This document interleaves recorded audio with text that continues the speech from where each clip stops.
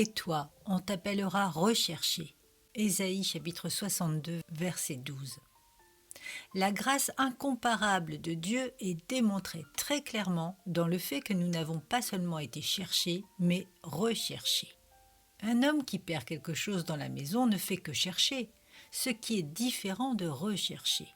Lorsque la perte est très importante, la recherche est plus persévérante envers l'objet recherché. Nous étions enfoncés dans la boue.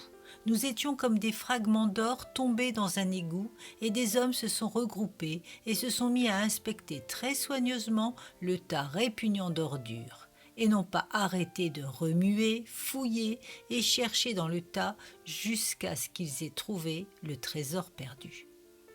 Ou, pour utiliser une autre image, nous étions perdus dans un labyrinthe. Nous errions çà et là, et quand la miséricorde de l'Évangile nous poursuivit, elle ne nous trouva pas la première fois. Elle dut se mettre à notre recherche. Les brebis que nous sommes étions tellement perdus après avoir erré si longtemps dans un pays étranger qu'il semblait impossible que même le bon berger puisse suivre le chemin de nos vagabondages tortueux. Gloire à la grâce invincible, nous avons été recherchés. Les ténèbres n'ont pu nous cacher, aucune saleté ne pouvait nous dissimuler. Nous avons été trouvés et ramenés à la maison. Gloire à l'amour infini, Dieu le Saint-Esprit nous a restaurés. Les vies de certains chrétiens, si elles pouvaient être écrites, nous rempliraient d'étonnement. Les voies que Dieu a utilisées dans leur cas pour les trouver ont été étranges et merveilleuses. Que son nom soit béni.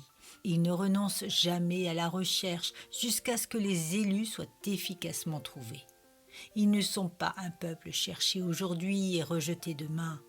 Toute puissance et sagesse combinées ne feront aucune erreur. Ils seront appelés recherchés. Que quiconque soit recherché, c'est une grâce sans égale. Mais que nous soyons recherchés, c'est la grâce sans mesure. Nous ne pouvons pas trouver d'autre raison pour cela que l'amour même du Dieu souverain, et nous ne pouvons qu'élever nos cœurs émerveillés et louer le Seigneur parce qu'aujourd'hui nous portons le nom de recherché.